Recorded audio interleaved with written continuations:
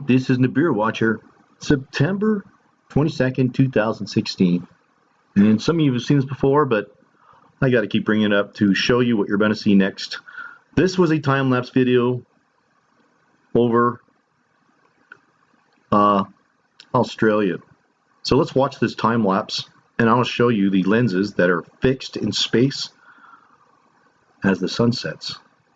Because what you're going to see next will make more sense when you see.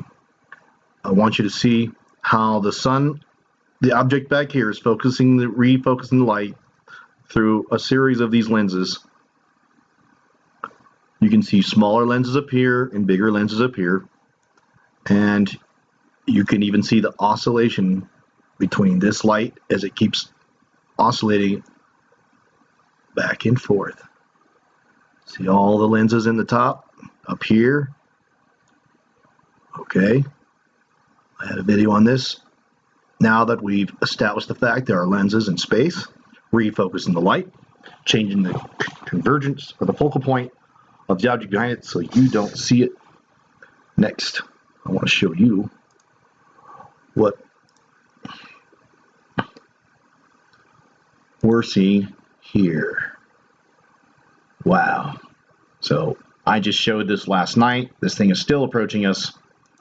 Watch this thing in time lapse as this thing approaches. And I want you to keep your eyes right here. Actually, right here. Okay, one frame at a time. Let's just take our time with this one. And I believe what we're looking at here is a projection or the focal point of this actual planet back here. Okay, you see this? Zoom in on that extra circle there. And as the focal point changes, let's watch the next one. That is pretty unreal. Let's zoom on that one. Now, how do you explain that? I believe that this lens system here changes the focal point and of the actual object on the other side of the lens so that it looks like it's on the inside of the clouds. And it's bending the light around the planet and allows us to see the background of what's on the other side of the lens. So you kind of look like you're looking through it.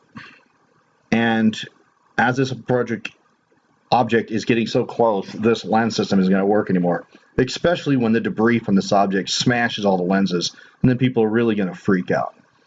Yeah, because they will break when there's trillions of stones pound these things. Then they're going to see this thing as it really is. So I believe it's a hologram in the sense that the object's actually not there, but it's projecting it to be at that spot or the convergent point of the lens while the actual object is still there. Look at that. Let's look at the next frame.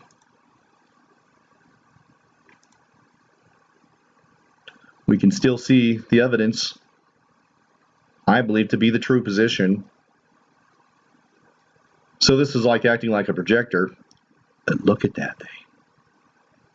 It's like the stripes. And look how the light's overreacting and charging with this thing too.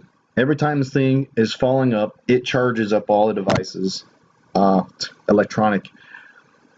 And I'm hearing reports from all around the world that street lights and everything else. So I'm going to start looking for more of the ultraviolet light. By the way, there's two types of light that are key here.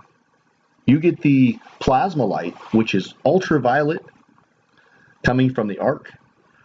And you also get the infrared light coming from the heated planet Nibiru. Both are invisible to the eye. Remember when you used to go to the nightclub, you put that stamp in your hand, you can only see with the ultraviolet light? That's what this is with the plasma and the infrared light. So both outside their eye spectrum, near the spectrum, just outside the range of our eye visible light. And let's look at the next one. What we saw. And look at this thing as let's just zoom in on that one. Again, here we have the rounded lens here in the center of the screen. And then lining up, projecting an image projection like a hologram, what appears to be inside our atmosphere, still showing normal clouds on the other side. You think it's in our atmosphere, but it's not. It's a projection, because that's what these lenses do. It projects and bends the light, but it can only bend for so long before we start seeing it, and that's what makes it so difficult to explain why we see stars through the object, because that's part of the light. That's how light bends around it. Next frame. And here we can continue to see this, what I believe, the more actual position. This thing's probably low on the horizon now, but it's projecting it up in the sky, just like we saw. That would be the position. So the direction of the camera, the Nibiru would be down here, and this would be like the lens, and we're seeing it through here. It's very hard to kind of explain how light bends. You just got to play with it yourself. And now in this shot, the shadow is so dark it can't even bend the light anymore, and it appears that look how dark the plasma is when it hits the surface of the Earth, and I believe to be reacting between these two poles. And there's other electrical phenomenon here also. Keep in mind that the magnetic field is 8 AU in the radius of this planet. 8 AU. An AU is 93,000 miles times 8. That's how big the magnetic field is emanating from this Nibiru planet. And magnetic fields, when it passes through any kind of conductor, it will create voltage.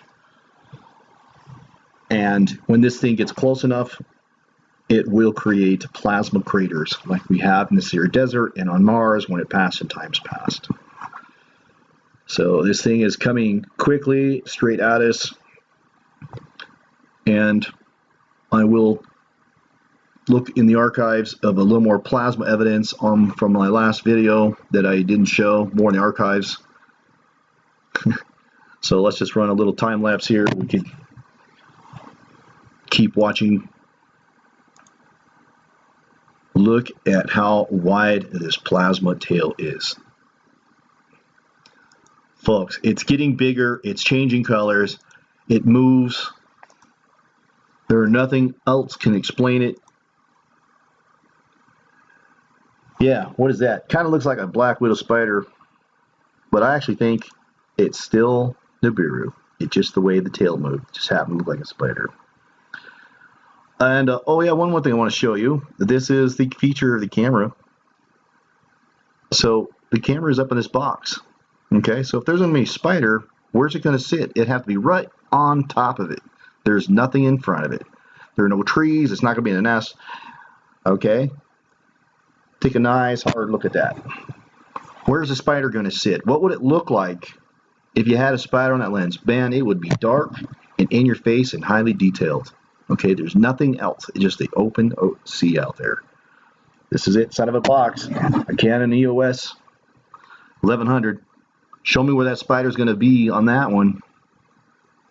And again, if it was on the lens, we've showed pictures of an actual spider on a lens. And trust me, this isn't it.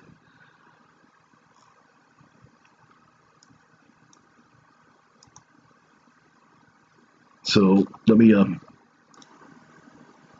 okay, so I was going to show you something, but I having technical difficulties. So I'm going to leave you with this picture. I'm going to zoom in on this shot one more time. This is absolutely unbelievable. Remember that light pattern though I brought up?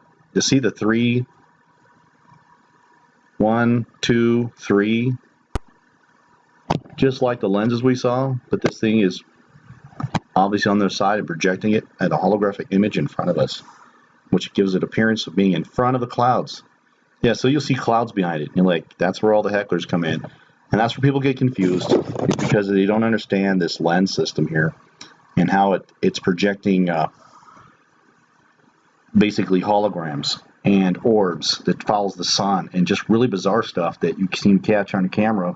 You got to keep in mind that you're looking through a lens. That's move the convergence point away from you. Anyways, thank you for watching. Please like and share and copy this video.